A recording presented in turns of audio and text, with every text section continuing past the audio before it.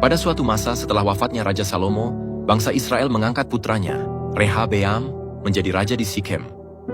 Seluruh Israel berkumpul di sana, penuh harap akan pemerintahan yang lebih ringan dari masa Salomo. Tetapi sesuatu yang besar sedang menanti. Yerobeam, seorang pemimpin bangsa yang pernah melarikan diri ke Mesir, kembali karena rakyat menginginkannya tampil sebagai pembawa suara mereka. Bersama seluruh Israel, Yerobeam menghadap Raja Rehabeam, memohon agar beban berat yang ditimpakan Salomo pada mereka diringankan, berharap mendapat kelegaan dan pengharapan baru di bawah raja muda itu. Rehabeam meminta waktu 3 hari untuk menimbang permintaan rakyatnya.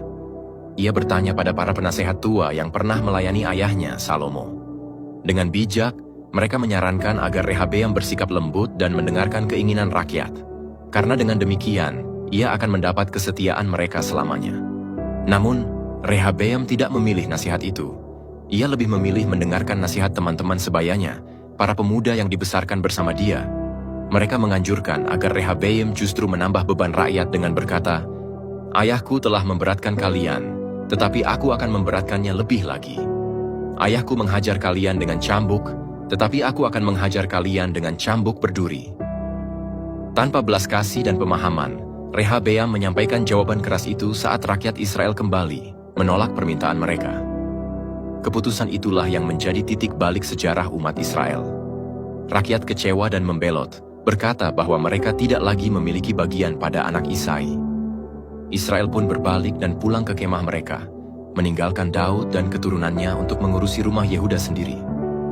Rehabeam mencoba meredakan keadaan dengan mengirimkan Adoram, kepala pekerja rodi, namun Adoram malah tewas dilempari batu oleh rakyat Israel. Maka Rehabeam pun cepat-cepat melarikan diri ke Yerusalem, dan sejak saat itu kerajaan Israel terpecah dua. Hanya mereka dari suku Yehuda yang tetap setia kepada Rehabeam, sementara suku lain membentuk kerajaan tersendiri. Demikianlah bangsa Israel memberontak kepada keluarga Daud sepanjang zaman.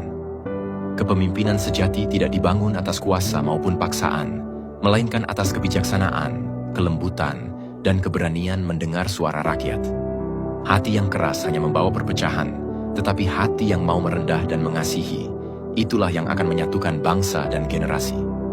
Dari kisah Rehabeam kita belajar, pemimpin harus bijak memilih nasihat, tidak hanya mendengar suara yang memperkuat egonya, tetapi berani memikirkan kepentingan bersama di atas kepentingan pribadi. Ketika suara rakyat diabaikan, persatuan akan retak. Namun saat kerendahan hati dan cinta bekerja, akan ada pengharapan baru bagi banyak orang.